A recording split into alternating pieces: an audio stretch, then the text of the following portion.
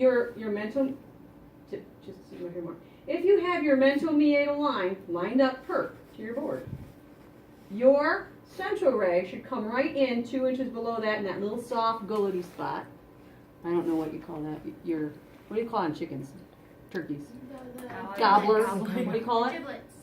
No, I don't think the giblets. Nuts, Yeah.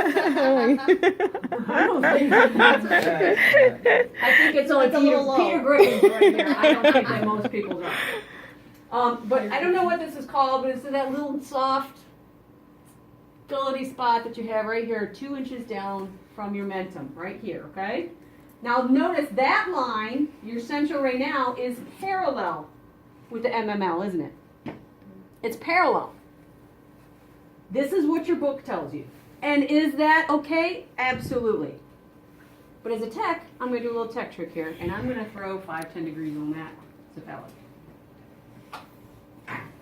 Still enter in the same spot. I'm not going to be totally parallel to that line, but I'm going to add 5-10 degrees.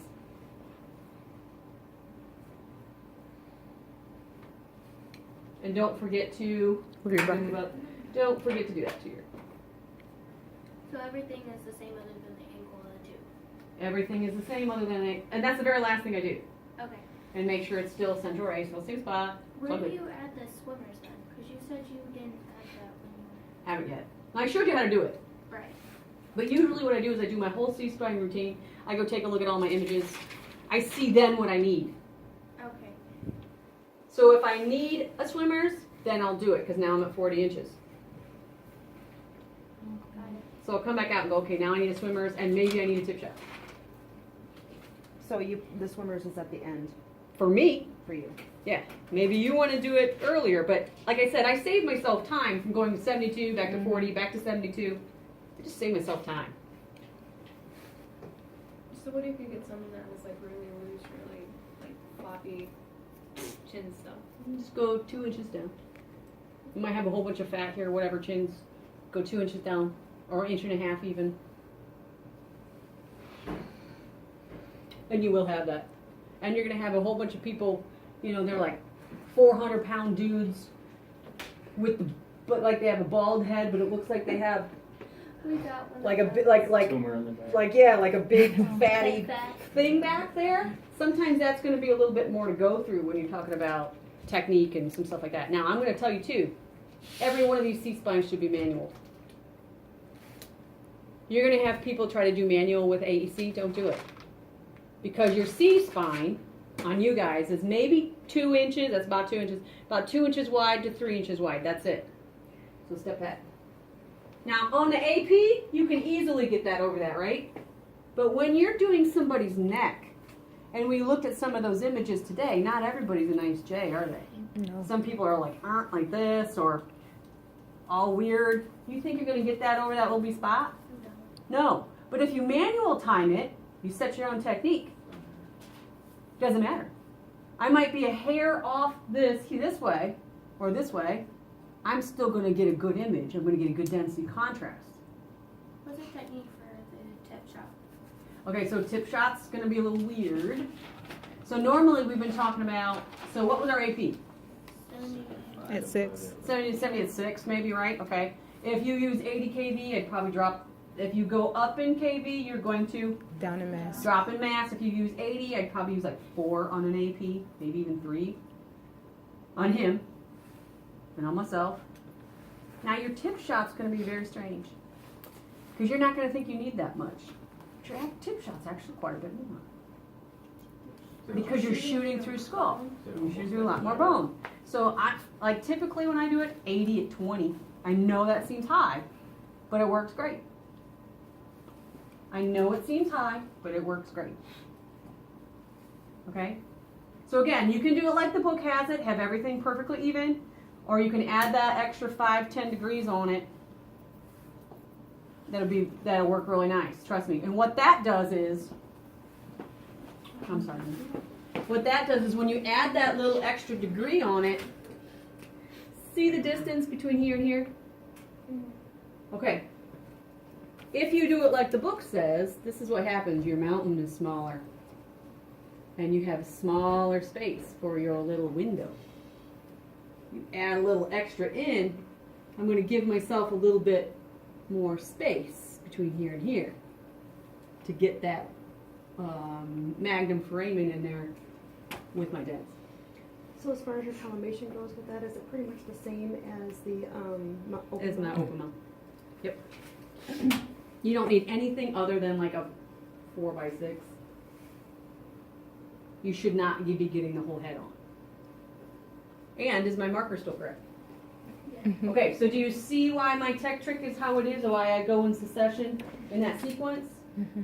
Because I know I can't mismark it. Now, that only works if I'm doing AP obliques. I do want to talk to you a little bit about PA obliques here for a second. Now you notice when I was at 72 inches and I had to angle up 15 to 20 degrees, I always use 15. That's just what's set in my head. I use 15 degrees. Let's say he was a little person. He is 3'6". That means you're underneath. Underneath. He's a little person. Can I drop my tube down No. and still angle up? Some rooms you can. I can in that room. Can't in this room because I'm going to hit that table. So how do I do his obliques? 15 degrees caudal. So now I'm going to do a caudal, but how am I going to do this? Am I going to do the AP? PA. No, I'm going to do a how? PA. If they're just walking in, could they? I'm not answering. There's a couple different things I can do. If I had a stool, Yeah. if it propped him up high enough, maybe it didn't prop him up high enough. I still can't get it. You can relax. Now, my brother-in-law comes in. He's 6'10". Can you sit him down? 6'10" is taller than that. Can you sit him down? I can sit them down on a chair. Put them in a stool. Sit them on a stool. I like the little wheelie ones because then I can wheel them in 45 and I can wheel them where I want to go. Yeah, kind of spin them around. But you get the idea, right? Average sized person comes in, I can do my sequence. Gosh, little person comes in, they're 3'5".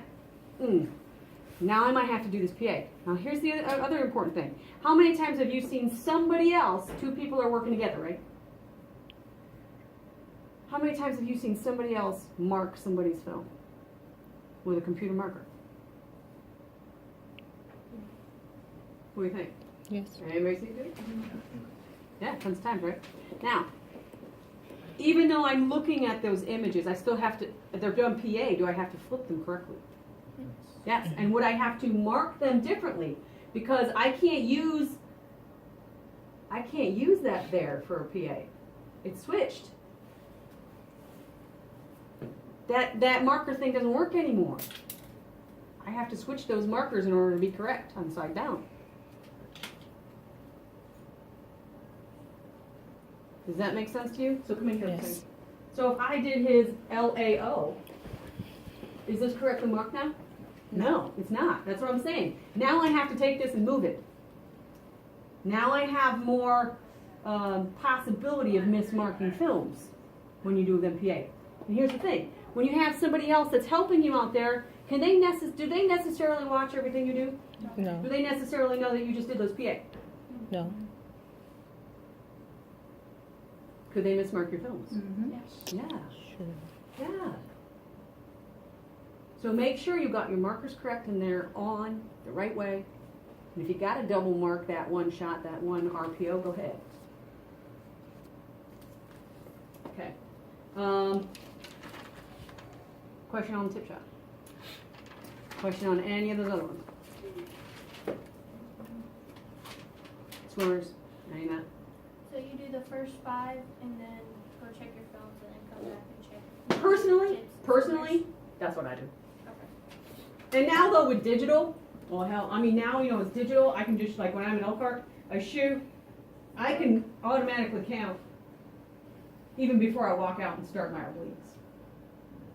So I already know like whether or not I have to go do the swimmers or do whatever. I just kind of do my routine like that. That's just how I do it. I teach you my way because I think it's the best, but I'm partial. So. Questions? On T-spine. This is just upright. I also still have to teach to you on the table. We gotta learn T-spine too. Today? Well, how much time we got? We're at almost an hour. It's a quarter to 12. Okay, let's go for 15 more minutes here, okay? T-spine. This is gonna be, again, a technologist choice on how they wanna do it. I like to do my T-spine standing up. Because normally, is everything always kind of up to the upright bucky anyway? Yeah. Lots of techs, again, will do half and half. Like they like to do their dens on the table or they like to do their tip shot on the table. Whatever makes you happy, I don't care. Just get the shot. But I like to do my T-spines upright, so I'm going to teach T upright and on the table. Come on in. T-spines are pretty easy, 40-inch SID. Excuse Yes. me. One is a swimmer's though. 14 by 17. 14 by 17 lengthwise, 7 by 17